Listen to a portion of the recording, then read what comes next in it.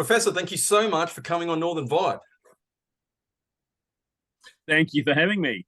I'm here in Adelaide, a bit cooler and less humid than Cairns. Oh yeah, that's it. And when you say Cairns, though, Prof, it's got echo through the nose. It's not Cairns, it's Cairns. I want to hear that. Cairns. Yeah, that's it. Oh, we had a 42-degree day yesterday, and I've just come back from Outback. I was out of Broken Hill for a while doing some geological work, and so it's nice and dry here, but we don't get the humidity you get. Nah, that's it. And look, it's nice to know you're still on the front line too. Proper rock hound. You are. Well, just loving that stuff out there. Well, my very first job was working underground at Broken Hill. That was in 1968. And I haven't been underground in Broken Hill now for 4 days. So I'm getting withdrawal symptoms. Yeah. So I still do a lot of work, a lot of geological work, a lot of work in the bush. I reckon I've got to be the oldest bloke that still goes underground, but who cares? Well, actually, we will dive into that if that's okay. But first, what I want to do is, obviously, you're famous for your weighing in on the climate change and all that kind of stuff. Straight away, I'm going to give you a chance to repudiate yourself, confess your sins, and throw yourself at the mercy of the scientific consensus and repent. Well, I'm regarded as controversial because I use facts and I speak the truth. And unlike those who criticise me, those who criticise me are unemployable. They can only get a job in a university, frightening us witless about a possible climate change generations away. They get paid by the average person's taxes to keep them going. I don't have to do that. I don't need to be living off research grants to stay alive. These people are, and if they didn't live off research grants, we wouldn't have a job. So I'm a threat to them. I'm a threat because I tell things that they know, and it's not until they retire that a lot of them will say, "Oh, well, we were peddling rubbish. We knew it was rubbish, but that was my job." So I'm the truth teller amongst a group of scientists. I'm not dependent upon research grants to stay alive. I'm very active in my science, and I'm annoying people because it means that their whole livelihood is threatened. And what I use is I use the past, and I say, well, we've had climate change has been continuous since the beginning of time. We've had 6 great ice ages. 6 out of the 6 started when we had more carbon dioxide in the atmosphere than now. So it's not possible carbon dioxide can drive global warming. They might talk about extinctions. I point out we've had 5 major mass extinctions and at least 23 minor mass extinctions. What's your problem? The number of species on planet Earth is increasing. The amount of extinction is the same. It's just called species turnover. You vacate ecologies and species fill up those ecologies. So all I do is speak what is the truth and what is established science. Established science doesn't use consensus. It's always coming in for surprises. It's always finding new things. And it's really quite exciting to find new things in science. No committee has ever made a great scientific advance. The only committee, in my knowledge, that's ever achieved anything was the committee of scholars that spent 30 years putting together translations from the Aramaic, Greek, and Latin into the King James edition of the Bible. That has stood the test of time, but no other committee has ever achieved anything.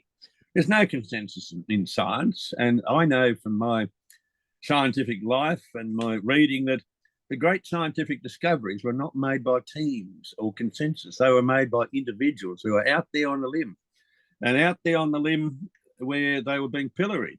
But these are the people who made the discoveries. So most of the scientists I have worked with in universities and CSIRO, etc., are pretty mediocre. And the only brilliant ones I've met are those who basically are loners. And when I worked on the Australian Research Council with the late Bob Carter from James Cook University, we actually had a small amount of our budget we put aside for the loners. There are loners out there who some of their peers say are nuts and should be locked away, and others say they're absolutely brilliant. Now, if you did the average score of rating these people, which is what is done by the Australian Research Council, these people wouldn't get funded. And so we have to fund individuals who go against the stream. Now, that's not happening any longer in the Australian Research Council. And when I was on the Australian Research Council, we had Minister Dawkins, who said we had a war on cancer. And if you could show that dropping a rock on your foot gave cancer, then you would get funded for research on dropping rocks. Now, if you can show that ingrown toenails are a result of climate change, you will get funded. So science has been totally and absolutely politicised. It's no longer independent. It follows government policy, and you live or die if you deal with science outside the area of government policy, and that's what's happening. See, that has pretty massive implications, really, for, you know, scientific integrity, because the way I see science is the eyes and ears of the community. Like people like me, I'm obviously, frankly, I don't have the intellectual. I don't mind admitting this. I don't quite have the intellectual lifting power to like engage in that real deep science. But the other thing is, like, you know, most people are just busy, so we actually do need to rely on experts. But there's this strange relationship between, like, people like me wanting to trust experts, and I've spoken to a couple of other scientists going, you know, you guys have just got to trust the science. Like, you know, we're the experts we're talking about. And it's like, it's not that it's just that I see human beings. Well, I don't think science as a process, because it's a process, look, that can't be compromised. The people doing it can be compromised. And I want to believe, like, I'm Mulder in the X-Files. I want to believe, but I do see a lot of stuff that I just think, nah, especially in the social sciences. Science is married to evidence, and belief is a word used in religion and politics. And that evidence comes from measurement, it comes from experiments, and it comes from observation. And you have to do this time and time and time and time and time again. And then you can be pretty confident that the phenomenon that you have observed is real. And the next thing you have to do is to try to explain that phenomenon. And that's your scientific theory. Now, evidence is very commonly compromised. We see a lot of it now coming out of Queensland's Jennifer Marahasi, who's showing that the Bureau of Meteorology actually changes the numbers of measurements to get the message they want. We have seen this time and time again with meteorological groups around the world. The former professor of James Cook University, Peter Ridd, he was concerned with quality assurance and quality control. And he argued that most of the science that's done in the climate area has no quality assurance and quality control. In other words, it's very, very shoddy work. And most of the work can't be replicated, and most of the work, the conclusions are based on very, very few data points. Now, that's been well known in the field of medicine. The journal, The Lancet, the UK's prestigious medical journal, has shown that more than 50% of all the science that they publish cannot be replicated. Wow. The sample sizes are too small. The conclusions are preordained, and on it goes. So science has been contaminated by propaganda. Science has been contaminated by governments wanting certain outcomes. Now, we were warned of this in President Eisenhower's departure speech. He warned that the role of governments in science was a retrograde step, and this could lead to science being totally contaminated. There was a time once, and this is when the great scientific discoveries were made around the world, there was a time once when science was independently funded. It wasn't funded by governments. And this is when the huge and great discoveries were made. And probably the greatest scientific theory ever to be put forward is that of the theory of evolution. Now, that was done by Wallace and by Darwin. Darwin got most of the credit, but that was privately funded. When you look at all the science that was done on Captain Cook's voyage, the greatest explorer this world has ever seen, that was done by Joseph Banks. That was privately funded. So the great scientific discoveries have really not been contaminated by government. Government does put a lot of money into science. and it's mainly to keep communities happy, mainly to keep the scientific lobby happy. And also there are military applications of science, and governments are always wanted to have the leading edge on military activities. So I think you've got to view scientists the same way as you'd view lawyers or real estate agents or second-hand car salesmen. They are just as frail. They have their weaknesses. They have their frauds, fools and fads. And just because someone tries to promote a message with a white lab coat, it doesn't mean it's the truth. It doesn't mean it's valid. It doesn't mean the work has been done. And science is blessed with a gobbledygook nomenclature. And that means that you can befuddle anyone and pretend you're an expert. Yeah. A scientific expert, in my view, is someone who can understand the depths of the science and all the weaknesses and all the potential errors in measurement and calculation of what those measurements means, and put it in a language where the taxpayer can understand it. That, to me, is a good scientist, and there are a few of them around. That's a complete. I mean, that resonates with me, and that's a complete inversion of the narrative that you hear nowadays. Because, of course, all impartial science is funded by an agendaless government, and any science that's completed by a large company, or even with certain qualifications, universities or whatever it is, that's contaminated because, well, that's being funded by this organization. That's going to contaminate the outcome. That's going to compromise the science, and because it's all going to be agenda based. But I think you're quite right. Well, that's absolute total garbage, because the very best science that I did in my 55 years of scientific work was done mid-career when I was working for a mining company. And I was in charge of research, and I was free to do anything. My job was to sit in a box and come up with ideas. Those ideas, I collected data to substantiate, and I published them. And I had a number of people say, how the hell did they let you publish that? The answer is, I was freer working as a scientist for a mining company than I was working in a university. I was much freer. Now, if that argument is taken to its logical end, then you would have to argue that someone like me, who's now back in the mining industry and employed as a scientist in the mining industry, you would have to argue that because I'm employed by the mining industry, that affects the rotation of the Earth. That affects the orbit of the Earth. That affects the way the sun operates and drives climate. That affects supernova eruptions, which drive climate. That affects the way the continents move, which drive climate. You would have to pursue that argument, and that is clearly ridiculous. And what the arguers are really saying is that I have nothing to counter you. I have no contrary evidence. So what I'm going to do is to damage you and say you are contaminated and you are working for someone equivalent to the tobacco industry scientists. I'm going to contaminate you because I can't answer what you're saying. Yeah. Now, I would put it to them that you have to prove to me that because I work now in the mining industry, that the Milankovitch cycles, the changes of the orbital cycle from roughly 100,000, 40,000, 20,000 years, which put us closer or further from the sun, you would have to prove that that view is the view of the mining industry, and in fact is not a demonstrable fact. So that's just madness, the way they're arguing. But it is arguing from a position of weakness. And as soon as they are weak, they will attack you. They don't use evidence.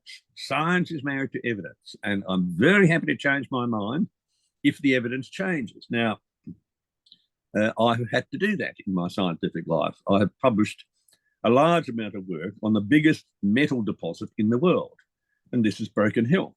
And I'm regarded as the expert on the largest metal deposit in the world and how it formed. And I had published many papers showing that this formed at a great water depth in an environment similar to the Red Sea. Wow. And I started to mull over what I'd published and kept looking at the rocks in the core. And I thought, well, now I've got this one wrong. I don't think I'm right. And so I went back and I logged about 105 kilometres of core and had a new think and looked at different settings and have realised that I was absolutely, totally wrong. And so I published, criticised my own work, saying, look, Plimer got this one wrong in the 60s, 70s, and 80s and 90s. And now this is the new theory based on evidence, new evidence, and based on a reassessment of the evidence and based on evidence that people have acquired from elsewhere. And I've been able to show that now Broken Hill didn't form in a setting like the Red Sea, but it formed in something like a delta. Now, that is a complete change of thought. The literature is contaminated with my ideas of saying this formed in a very, very deep water setting. And I can say that I was wrong. And I published it. Now, that's what science is about. Science is about acquiring new evidence, new thinking, and reinterpreting. And I've reinterpreted my own work and said that fellow was wrong. Now, that to me is the way science should work. But the climate people, when you attack them with data, they just dig in deeper. They will not say, well, wait a minute, give me a while and I'll go away and think about this and look at some other data. They won't do that. So there's a thread of intellectual dishonesty right through the climate industry. This dishonesty has driven an even more dishonest industry, and those are the wind and solar companies. And that's been driven by governments who really, on one side of government, the super funds have a very large investment in wind and solar, and these super funds are run by unions. So you have to wonder, well, how contaminated is that science? Yep. So you've got to go right back to the basics and say, is the concept that human-induced climate change, is that testable or is it wrong? Now, I have posed this question many times to journalists, to politicians, and to scientists. And one was to a former chief scientist of Australia, and I sit on a board with him. And I posed the question saying, can you please give me half a dozen scientific papers that show that human emissions drive global warming? Now, when I talk to politicians and the press about this, I get abused. This scientist can't do that. He's a peer, and he obfuscates. But I've now been asked for 2 decades to show me half a dozen scientific papers that beyond doubt show that human emissions of carbon dioxide drive global warming. That hasn't been done. So it's never been shown that human emissions drive global warming. The whole theory underpinning human-induced global warming has never been substantiated. So these are uncomfortable questions I ask. They don't make me very popular. I don't really care. My dog doesn't bite me, and that's as far as I want my popularity to go. Beer still tastes good, but you're quite right. It does remind me, like in soccer, you got to go for the ball, not the man. And I do see a lot of these arguments, and they're ad hominem, like they're attacking the person rather than the data, which is something I find concerning. Oh yeah, well, using your analogy, I've red carded the climate science people unless they can answer this fundamental question. Everything that follows on from there is irrelevant. So it's an immediate red card as far as I'm concerned. Now, I'm very happy to change my mind if they can show me convincing evidence. As I did with my own work, I started to have doubt and I was forced to change my mind based on evidence. It wasn't any employer putting pressure on me. It was that I saw evidence contrary to what had published. So I thought, well, whoa, wait a minute, man, you got this one wrong. Now, that's quite normal. People do get things wrong. And there's nothing wrong with saying, folks, I got that one wrong. Nothing wrong with it. Politicians can't do it. And a lot of scientists can't. But if you're married, you have to say it all the time. I got it wrong. Yeah. Absolutely. And in fact, I'm kind of like a bit of a broken record on that front, Prof. Let me tell you that for no charge. But look, a follow-up question on that, like you're a geologist and a very well-respected one, that's beyond argument. But what qualifies you as a geologist when this issue is fundamentally about climate? So, wouldn't a paleoclimatologist... Everything. No, it's everything, because geology is the ultimate climate scientist. And that's the propaganda that's being fed. Oh, you're not a climate scientist, you're just a geologist. Well, I don't like to use the word just, because we actually create wealth for this country if we didn't live off what geologists have done in this country, we wouldn't have the coal and iron ore that keeps this country alive. But go back in time, look at geology textbooks, and back in the 1700s, geology textbooks had agonizing chapters about whether climate had changed. And this was because French paleontologists had found fossils of tropical critters and plants in the Paris Basin. And they rightfully concluded that that area at one time in the past must have been tropical. Therefore, climate must have changed. It was an inescapable conclusion. And at the same time, people saw those sort of fossils elsewhere in the world. So it became an international view in the 1700s in geology that climate changes. And the origin of the climate change wasn't known. In the 1800s, late 1700s and 1800s, there were huge discussions about dirty big round boulders that were found right across Europe, Scandinavia, the British Isles, the Alps. And these dirty big round boulders were sitting on top of the ground. And the Scandinavians argued that this was a result of a great battle between the trolls who were throwing these boulders at each other. The Christian fundamentalists, and Buckland from England was probably the best known one, argued that this was the proof of the Great Flood, that Noah survived and that water had washed these great boulders across the land. And various Scottish geologists said, no, we think this is a result of debris left behind by retreating ice. Yeah. That ice had moved across the ground, picked up things, and as the ice melted, it had left these boulders that had picked up behind. And the Swiss then went to the toe of their glaciers, which they knew well, and found these boulder beds and boulders from areas where the ice had retreated. So there then became the view that there had been an ice age and that ice had actually covered the continent and had since retreated. Again, so in Europe, they deduced that there had been once tropical times. In Europe, they deduced once that had been covered by ice. So that gave the geologists in the early 1800s, again, another great view into climate change. And they were, again, tortured with climate change. And associated with that, of course, were discussions about sea level change. Yep. And there was a great sequence of books put out by Charles Lyell.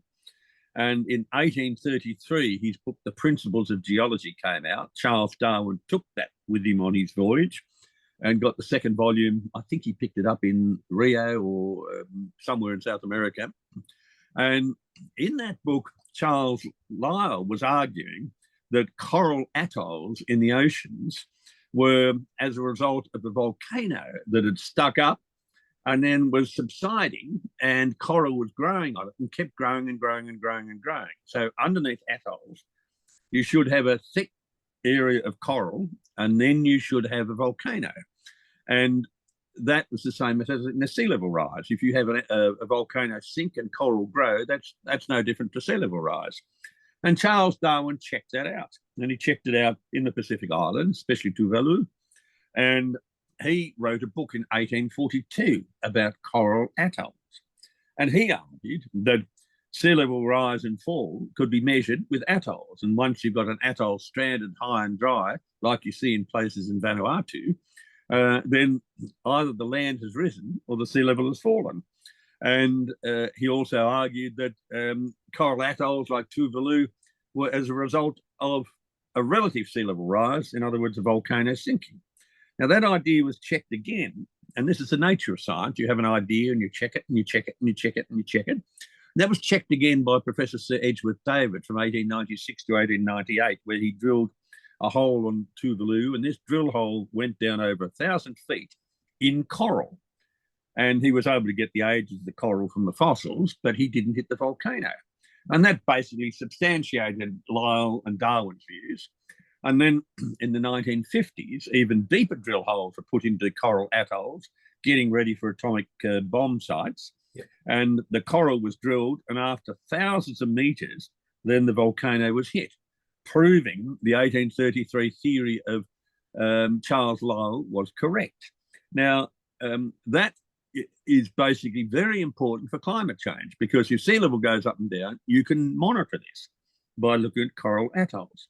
Now, more recently, it's been validated again. We've had 40 years of satellite measurements. We've been able to measure now more than 1,100 coral atolls in the Indian Ocean and the Pacific Ocean. And we see that pretty well all the atolls have got bigger. One or two of the atolls have got smaller. This may well be due to the humans using the coral for making cement or road base, or the base for airports or for buildings. But if we have had a sea level rise that is substantial, then the coral loves it. It keeps growing. So that is one of the arguments the climate change catastrophists use all the time. We're going to have a catastrophic sea level rise. And that catastrophic sea level rise is actually going to be wiping us out. Now, that in geology has been shown to be wrong. We've known that for nearly 200 years. So geology has been dealing with climate for a very, very long period of time. And we look at various rock sequences, such as red bed sequences, and these are where you get red desert sandstones. And we see some great periods of time in the past where we had the planet having great deserts on it. And adjacent to the deserts were salt lakes, and sometimes the waterways were a bit like the present-day Red Sea. So we have been dealing with climate and climate change for over 200 years. Yeah. And it's only just recently we've had groups of mathematicians who are unable to get a job, and so they get into modelling climates and then get a job in a climate institute or a university, and they call themselves climate scientists. These people are unemployed mathematicians. They are making projections about something that's going to happen in hundreds of years' time. Whereas when we look back in the past in geology, we can see that we've been concerned with climate change for hundreds of years, and we can see over billions of years climate change has occurred. So that argument that, oh, you're only a geologist, not a climate scientist, is basically used to say, I'm not going to argue evidence with you. I'm not going to deal with evidence at all. I'm just going to denigrate you and move on and keep frightening people and getting paid while I'm eminently unemployable. Yeah, it's going for the man, not the ball again. But it's really funny how there's a link to Darwin in this, and you mentioned Darwin and Wallace at the beginning. Now, if you have the inclination and the knowledge, I'd really like to discuss a little bit about Darwin and Wallace. I think that partnership / competition between those two men really is still being played out today, and you know, because Darwin's understanding of evolution took him away from Christianity, whereas Wallace's took him closer to God. And I know you also had some really big run-ins with literalist fundamentalists in the 90s. I actually remember that. So I'd really kind of like to discuss those relationships, should you have the time and inclination. Well, Darwin is buried in that great Christian institute called Westminster Abbey. Yep. That's where he's buried. He had a really very faithful, almost fundamentalist wife. And he was more interested in the science and didn't really care about upsetting religion. And we are facing similar things now. And it will happen once fossil life or modern life is found on Mars, then that will be another great advance in science, but it will also rattle religion, because the implication is that God created life on Earth. Yet if we find life elsewhere, that is a real rattle against religion. And that'll happen probably in your lifetime, but we've certainly got faint evidence now that there was life once on Mars. In the 1990s, we had a rise of creationism in Australia, and the creationists argue that the planet is 6,000 years old and that all the sedimentary rocks formed 4,000 years ago, and the surface of the planet was shaped by a great flood. Now, I don't have a problem with people having ideas which are crazy. However, the creationists wanted to teach this in the school science courses as part of established science. And therefore, I felt, and I was then the professor of geology at the University of Newcastle, I felt that this was an attack on the school system, an attack on science, and so I became quite vocal. And later, when I was at the University of Melbourne, got involved in some litigation on this matter. And I was quite happy to pursue this litigation because there is no evidence that the planet is 6,000 years old. There's only evidence to the contrary. And even before we had the radioactive dating techniques, we could deduce, and we did that in the 1780s, we could deduce the planet was extraordinarily old, not 6,000 years old. The second thing is that there is no evidence of a global flood. There's so much evidence saying that that's absolute garbage, that it's wrong. However, one particular gentleman claimed that he'd found Noah's Ark, and that was at a site near Mount Ararat in Turkey. I've been to that site a couple of times, and yes, there was certainly a boat-shaped like rock outcrop there, which for hundreds of years, the wily Turks have said, well, this is the fossilized Noah's Ark, and pay up and we'll take you and give you a look at it. Now, I have no doubt that there was a great flood. It wasn't global covering, but we have evidence from Sumerian myths and from the Noah myth that there was a great flood, and that was a great flood in the known world.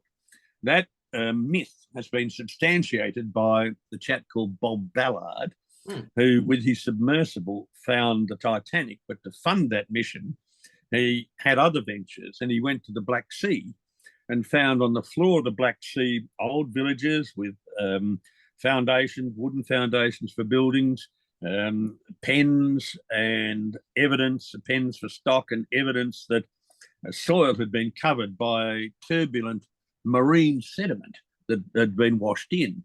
And Ballard was able to show that 7,400 years ago, we had a movement along the North Anatolian Fault. Sea level had risen quite substantially because of the melting from the last glaciation, and that melting started 14,700 years ago, and we've had a total of about 130 metres sea level rise. So we had 7,400 years ago maybe a sea level that was 100 metres higher than the floor of the Black Sea. And we had the movement along the North Anatolian Fault. This water from the Marmara Sea cut along this fault, which is why the Bosphorus is straight, and poured into the Black Sea basin. And there's all sorts of myths and linguistic evidence to show that the population there got flooded out. They dispersed and took with them their language, their matriarchal society, their metallurgy, and that became the Noah myth. And that also then had the religious moral overtones put in it, that the sinners died and the good guys survived. Now, Noah was probably smart enough to say, well, blimey, I want to put a few goats and sheep on a little raft and my family, and we'll ride this one out. Not every animal in the world, but these myths tend to change over time. So I have absolutely no doubt that recorded in literature and substantiated by science, there was a great flood of the known world. But geology has shown that. But geology has also shown that there was no global flood. So my battles with the fundamentalist creationists was to avoid having what is clearly religious, anti-scientific dogma taught in the schools. My battle with the climate catastrophists is no different. They have this religion called climate change, which is a dogma which they want to promote in schools, and they've very successfully done that and frightened generations of kids. So my battling with anti-scientific ideas has been quite consistent, be it creationists or be it climate catastrophists. Absolutely. And it did us. It's like you're channeling me. In fact, that's where I was leading with that line of questioning. I was going to ask directly as to whether or not you think what's happening now is comparable, and quite clearly, the answer to that question is yes. So you've got a lot of people. Yes, the climate catastrophists have their Bible. It's called the IPCC report. It's the latest one they would not have read. It was nearly 4,000 pages long. They wouldn't have read it. They would have understood it. They wouldn't have understood the science, but it has a summary for policymakers and politicians, which is catastrophist and screeching with doom and gloom, a bit like the Book of Revelations. They might have read that, but all they pick up is stuff that comes through from the media. They, like Christianity, have their sins, and you must pay indulgences, which we are paying with our high electricity prices, and the spearing of our countryside with these wind turbines and destruction of prime agricultural land with solar panels. We are paying our indulgences. We have our high priests like Al Gore and Tim Flannery. These are people who you cannot question at all. And we have our hell and damnation, and people like me suffer from that. So it is the new religion. And I had many discussions with the late Cardinal Pell on this matter. I'm not religious, I'm not Catholic, but we had this in common. And he agreed with me, or I agreed with him, that this is a new religion. And this is a new fundamentalist religion. It's got all the hallmarks of a fundamentalist religion where you cannot question. Absolutely. Yeah. And I couldn't agree more. All I want to do is, endorse that, really. But let's talk about Wallace. He's kind of like, he really never got the love and respect that he deserves scientifically. I mean, he's just got a line named after him between a couple of islands in Indonesia. I mean, the guy kicked backside. I'm a bit of a Wallace man. I think he's kind of cool. Well, Wallace's work was done on observation of flora and fauna in Indonesia, or what we now call Indonesia, and Darwin was very much aware of this, and Darwin was a bit of a slow coach, and his voyage of the Beagle was a very slow voyage. He made a lot of observations. The principal ones we know about are on the Galapagos Islands, but he made a lot of observations and was one of these gonna do blokes. He was gonna write it up. Never quite got around to it until Wallace had a paper written on what he had observed and was starting to get to the view of interpreting evolution. And Darwin thought, well, he'd better hurry up. And Darwin then published in his in the same journal, in the same issue as Wallace, he published a paper. And Darwin was a much better publicist. Wallace was still out in the bush. Darwin was in the social set of the UK, and Darwin was able to promote himself, and then put out his 1859 book on the origin of species. And Darwin was very, very significantly able to capitalise on the theory of evolution and get the credit for it. Whereas I think it's like with a lot of great scientific ideas, quite often people in different cultures, basically at the same time, come to the same conclusion, because you have a body of evidence, you need to cogitate about it, and you come to the logical conclusion. And Wallace came to a logical conclusion about evolution, but didn't promote it. Darwin came to the logical conclusion from a different set of data, and promoted it and got the credit. So that's the unfortunate nature of science. Now, we see that all through science. We see, I mentioned earlier about Charles Lyell's book of 1833, and he was pondering on the geology of some continents and pondering on the shape of continents. He very, very nearly deduced that there was a process called continental drift. Now that, again, that process was revived by a German called Alfred Wegener, and he put out a book in 1913. And Wegener was a meteorologist, but he looked at rocks. Wegener looked at the direction which glaciers had moved, which you can deduce from scratching on rocks.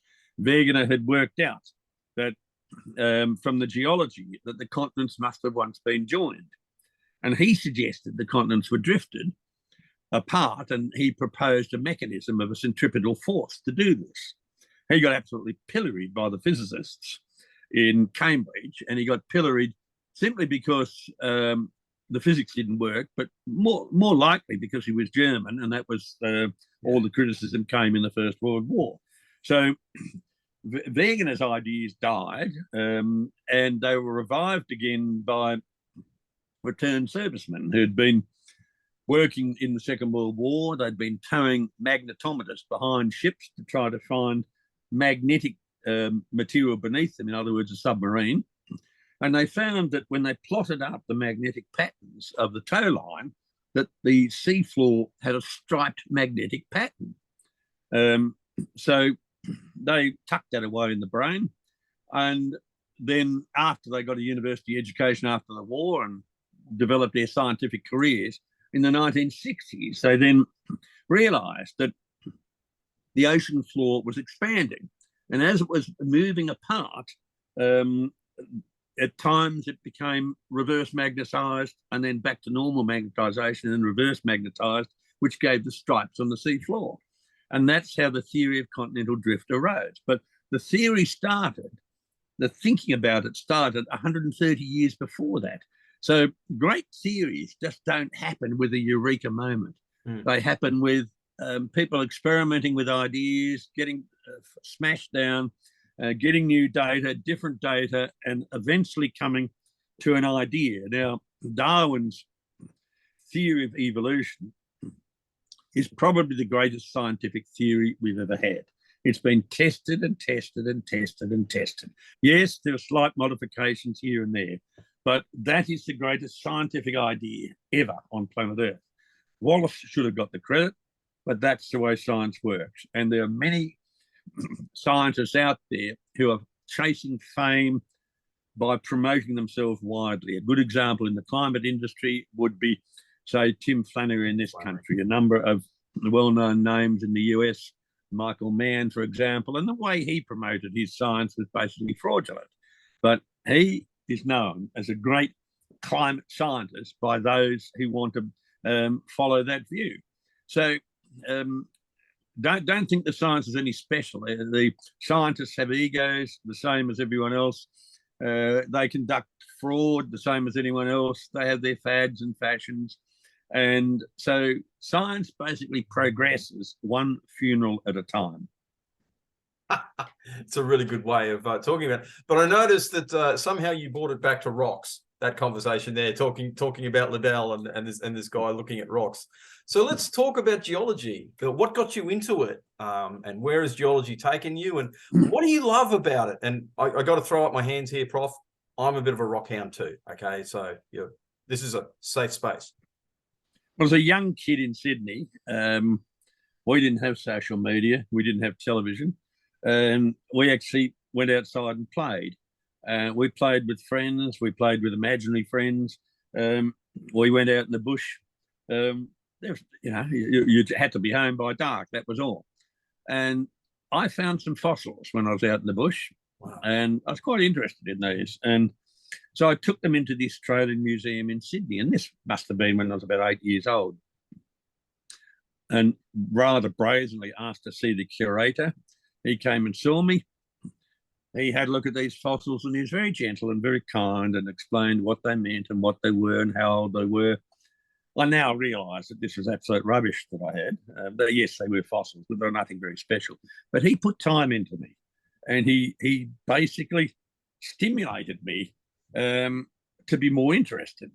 And then at school, high school, I was making crystal sets and making radios.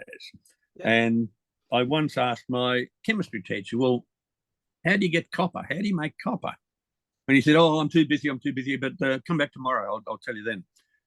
I now realise he didn't know, but he'd gone back and looked it up.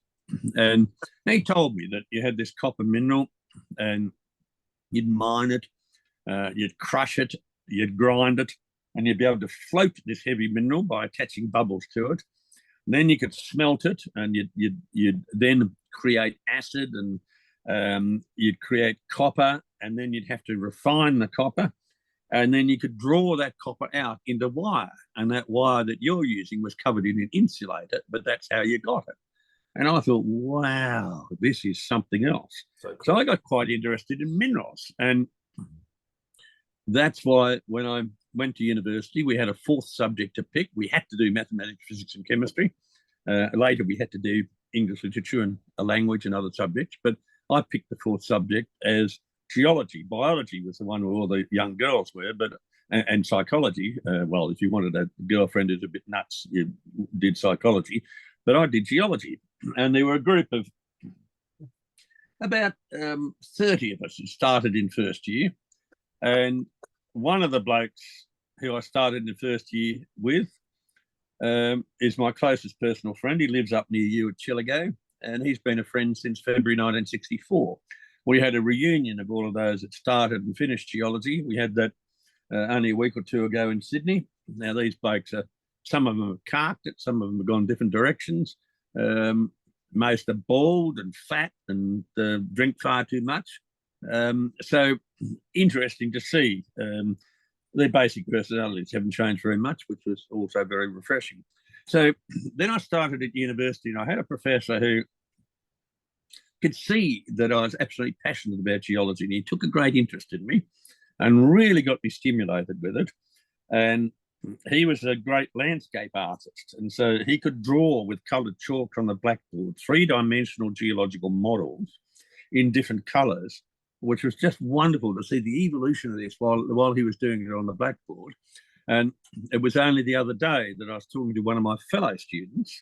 I didn't know her then, but she was in that class as an arts student, and art students had to do geology or a science subject, and science students had to do an arts subject.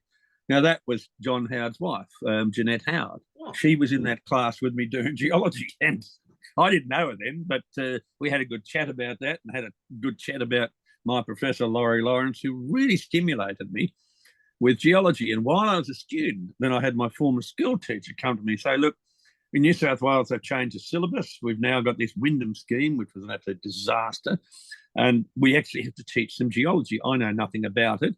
Can you write some chapters in a textbook that your old chemistry teacher and your old physics teacher are putting together for school kids? So I did, and I was greatly honoured. Here I was as a second or third year university student, writing a textbook chapter with my former school teachers who really inspired me with physics and chemistry.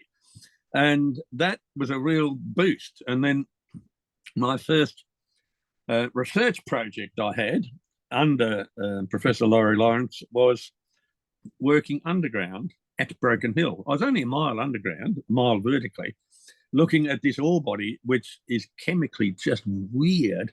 That ore body has some 400 or 500 minerals found from it, some of which are only found at Broken Hill, some of which were first found at Broken Hill, like a mineral that scientists found at Broken Hill and named it after me, which is a huge honour. And so I was then in Broken Hill, and I lived in Broken Hill for a period of time. And then I came back and I did a PhD up your way at Wolfram Camp, north of Mareeba. I did a PhD on that mine, which was then operating. Again, that was fascinating for me as a mineral deposit. And again, looking at the sort of gases that are involved in forming these mineral deposits, things like carbon dioxide. So we geologists have been dealing with degassing of the earth for a long period of time. And then after that, I went back and lived in Broken Hill. And I became then, and that was in the 70s, quite an expert on Broken Hill. And I had the International Mineralogical Association ask me to run a field trip out in the Donga of outback South Australia and outback New South Wales for all the museums around the world, collecting museum-type specimens. Now, I knew all these spots because I got to know all the prospectors and miners at Broken Hill, got to know all the little shows, because I used to teach a course in mineralogy, just out of interest for these fellows, and they were good people. Anyway, that was in 1976, and on that field trip, like all field trips, you sit around at a campfire at night and have a few drinks. And there was a Canadian bloke who asked me, he said, oh, Ian, what got you interested in geology? What was the real stimulus for getting you interested in geology? And I said, that bloke over there.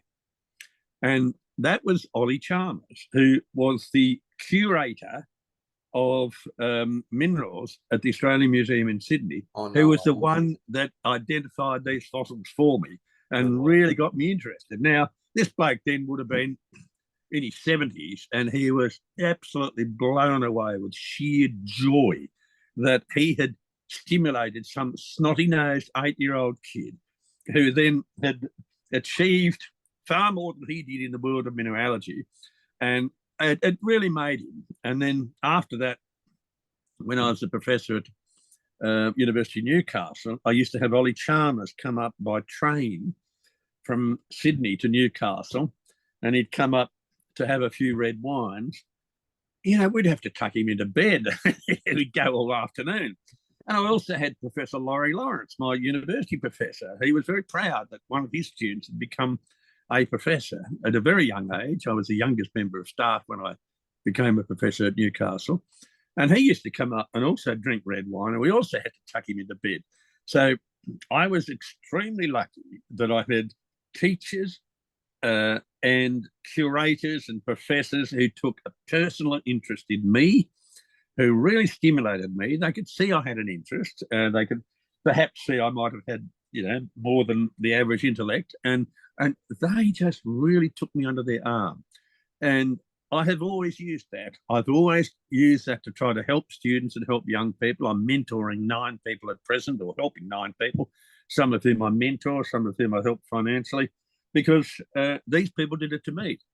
So you have to give it back. Wow. And you learn from these things. And one time, I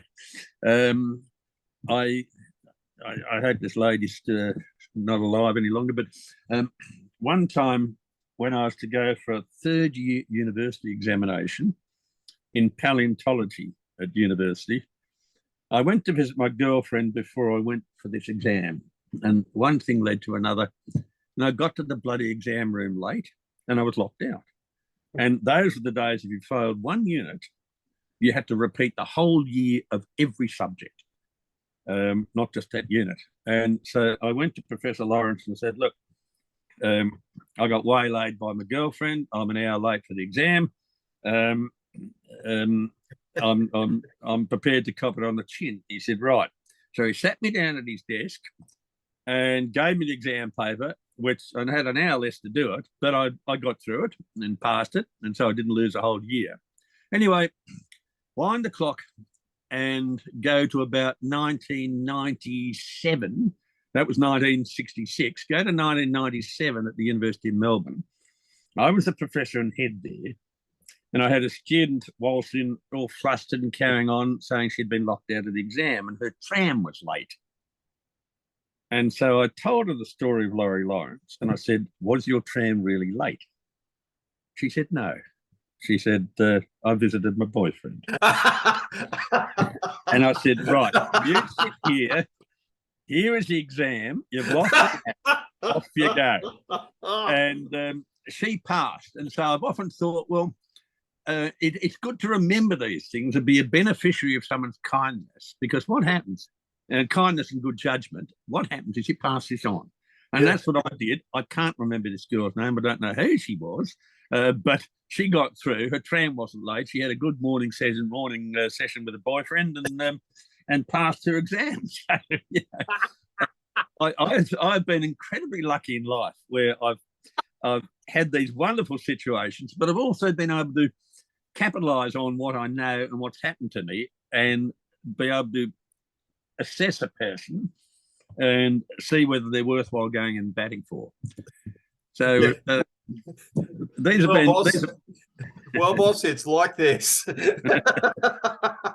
Well, I've never had it since, but it only happened to be once in life to myself personally, and then when I was the boss. So, yeah, so this is one of the reasons I spend a lot of my time giving back. I'm patron of Lifeline at Broken Hill. That town's given me my career. I was once staggering down the main street of Broken Hill after a very lengthy and liquid lunch, and I ran into the local Uniting Church minister. He was running Lifeline. He was a drinking friend of mine. We used to spend Sunday afternoon out at Silverton drinking with a few other reprobates, including the Anglican priest, etc.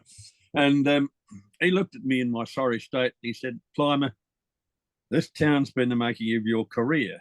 I want your book royalties. And I said, yes. Now, since then, Lifeline have made quite a large amount of money for my book royalties. And various guest lectures that I've given around the place. And I think, well, I don't need the money. Lifeline does. When it's in Broken Hill, I know what's happening to it. I can see how many administrators they've got and how they're spending it. I've never needed Lifeline, but I know a lot of people do. This town certainly did make my career. It's time to give it back. So for quite a long time, I've been giving back, mentoring, and that's all the result of what happened to me. Yeah. If I was just a grade A student, which I wasn't, I had to work hard all the time, then I would have just breezed through, and no one would have noticed. But it's been a bit of a grind, and you see other people having a grind, and you help them. Yeah. So would you recommend geology as a career? I mean, it sounds, like I said, it's hard yakka, but it sounds pretty cool. I've been to about 90 countries in the world doing geology. Someone else has paid for those trips. Oh. I'm up the front of the plane. I go to places that tourists pay tens of thousands to go there. If you want to see the world, do geology. If you want to meet really unusual cultures, do geology. I've worked in places, I've just written stories, quite a lot of stories about it. I had one recently published in The Spectator, just I think a week and a half ago, about a young kid I met in Turkey. I called the My Alashahir Mate, and he was a kid who was my guide, but he suffered extreme mercury poisoning. And it's a very tragic story. I've written stories about going to a lone grave site right out in the outback and asked the questions, well, who was this person? What was his life like? Why are there children's graves around them? How did they, did they get wiped out by the drought of 1890 and the depression of 1890? I've written stories about streets that I've seen in Africa, in Rwanda, after a revolution, where there are just bodies lying there. If you want to see the world and see different cultures and learn different languages, do geology. But you can't be a princess. You can't be worried about getting dirty. You can't be worried about being claustrophobic and going underground. You can't be worried about flying in aeroplanes. You can't be worried about climbing steep hills. And so in my career, I've had the choice as to whether I want to sit at a desk, or whether I want to go bush, or whether I want to go underground, or whether I want to travel. It's also intellectually extraordinarily stimulating in that the history and philosophy of science is basically wrapped around geology. And I gave a little bit of that when I was talking about Darwin and Wallace and Lyell, etc. And so if you want to get intellectually fulfilled with big ideas, with deep time, then that is the stimulating part of it. But geologists, most of the employment is in the mining and exploration industry, and that unfortunately has cycles. So there are periods of time when you make a lot of money. And there are periods of time when you might be struggling for work. It is a cyclical industry, but I know many geologists who are very, very wealthy. And I'm talking hundreds of millions. So it's a very exciting career. And you couldn't really be entering it at a better time, because so few people are doing geology now, because the greenies are saying, oh, this is raping and pillaging the country. Well, I'm sorry, our country depends upon iron ore and coal. And for that, we need geologists. People are saying, oh, these people are pollutants. Well, I'm sorry. What are you going to do? We live in a planet where we use steel, fertilizer, cement and plastics. Pollution is up to you. It's not up to those providing the commodities. So there couldn't be a better time to go into geology. There are so few people going into geology, into mining engineering and minerals processing. Wow. And it is a career that enables you to be an entrepreneur. It enables you to be an employee. It enables you to be a world traveller. Many of the geologists I know have been in really interesting parts of the world where you can't get to now. So it's a very, very exciting career. And I've often thought, if I had my time again, what would I do? And I'd probably do something like geology again, or maybe something very similar. But I couldn't think of anything worse than being a medical practitioner in 4 white walls every 10 minutes, having someone moan and groan at you. Or being a dentist, trying to conduct conversation with you with someone with their gob open and you can't have a conversation. Or being a lawyer, basically ripping people off because they've got a problem. I mean, there's nothing fulfilling about that. Or being an accountant, counting someone else's money. All of those are people in a little white room. And I had my accountant and my lawyer and my medico, they asking me, well, what have you been doing? They get absolutely excited by the sort of life I live. Yeah. I mean, I'm 77 years old. Now, a couple of days ago, I was underground. I was only a kilometre underground. It was pretty hot and nice and humid and wet. Now, how many people my age go underground? And I'm fit enough to do it. I don't have a problem with it. And it's just fabulous having this three-dimensional view of the world. And so I've been incredibly blessed, but it just hasn't happened. I've had to go gunning for everything. I've never been given anything on a plate. I've had to be an opportunist and had to go fighting all the time. Part of the look, quite clearly, part of that is, though, you don't just have a scientific mind, you've got an imagination as well. I think it's rare to get that the really methodological, just the facts, going through that mixed with an imagination. Well, yes, there are geologists and geologists.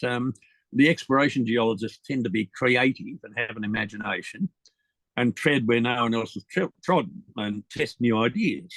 And you test ideas with drill holes. You test ideas by compiling a huge amount of data before you spend a large amount of money on a drill hole. Other people validate data and might do less testing work, such as a mine geologist. Other geologists involved in research are chasing new territory all the time. And there's always the big questions. And the big questions are the origin of the universe, the origin of the planet, the origin of life, the evolution of life, the extinction of life, the great climate changes. As I mentioned, we've had 6 great ice ages. Now, 6 out of those 6 ice ages started when we had more carbon dioxide in the atmosphere. And we've had at least 2 ice ages where ice was kilometres thick at sea level at the equator. And there are huge scientific questions. How did that happen? Well, the answer's simple. We don't know. How did the ice melt and go away? We don't know. Now, that is the excitement. And there are so many fields where you're not at the leading edge of exciting new knowledge. I mean, I couldn't think of anything worse than being a lawyer, where you deal with precedent.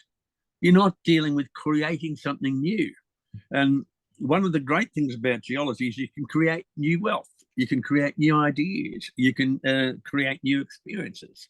And some people, and this is personality dependent, are more likely to take fewer risks.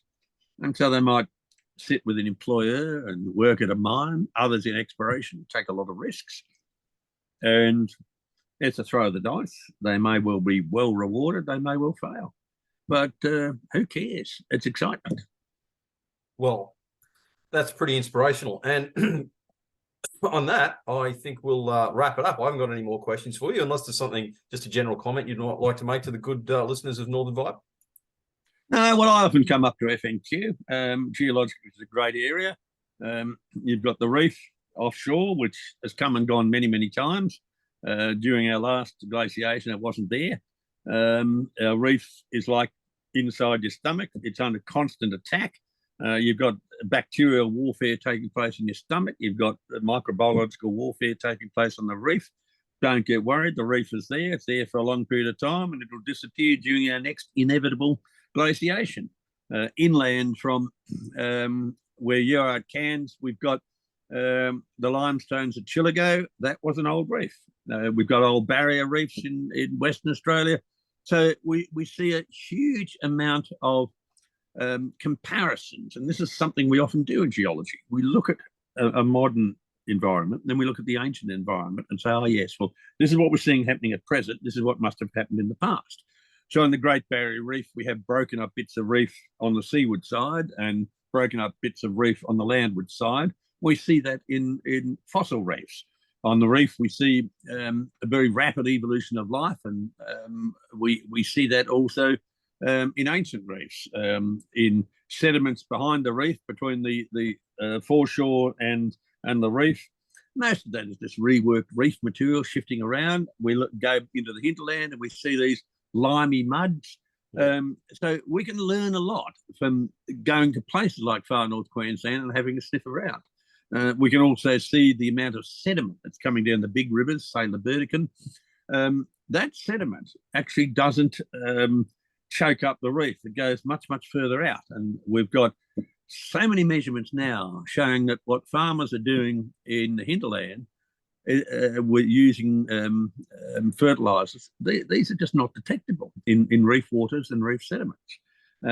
So you're dealing with a lot of rubbish that's being fed politically. So wherever you live, you can look at the reef, you can look at your area and work out things that have happened in the past. For example, your reef shows what we see in pretty well all of Australia is that we've had a sea level fall over the last 5 million years. We were at the peak of our interglacial, where it was warmer, wetter, and higher sea levels about 5,000 years ago. And we've been cooling ever since with little spikes of warming, such as in the Minoan, Roman, and medieval times, and spikes of cooling, such as in the Dark Ages and Little Ice Age. We can see that sea level was about 2 metres higher some 5,000 years ago. And we see it from layers of shells on rocks on your foreshores. We can see it from nicks that waves have made at the bottom of cliffs. We can see it from rock platforms. We can see it from exposed micro atolls. So from far north Queensland, you can say, well, sea level must have dropped. But did land level rise or did sea level fall? We know that land level has risen because the Roman port of Ephesus is 15 kilometres inland and 7 metres above sea level. We know that land level has fallen because the ancient city of Lydia, I've been down the main street of Lydia in a yacht. It's a couple of metres underwater. So you've got to say, well, sea level rises and falls, but land level also does. And places like North Queensland, you can see evidence that, in fact, the sea level has fallen. But did the land level rise? So then you go elsewhere around Australia and you can see the same phenomenon. So unless you argue that the whole continent of Australia has gone up about 2 metres, which for various geological reasons is not possible, you have to say, well, sea level's fallen. Sea level's fallen globally. And we see that. It's well recorded. So I appeal to your audience to keep your eyes open. Read the landscape. Why is that hill flat? Why is that river system meandering? Why is that river system straight? Why is that shoreline straight? Why is there a rock platform? Just keeping asking why, because there's always a good natural science reason for it. And in previous centuries, geologists weren't called geologists, they were called natural philosophers. And that's what I think we are, natural philosophers. So ask the questions all the time and don't believe someone who's got a self-interest trying to frighten you with this.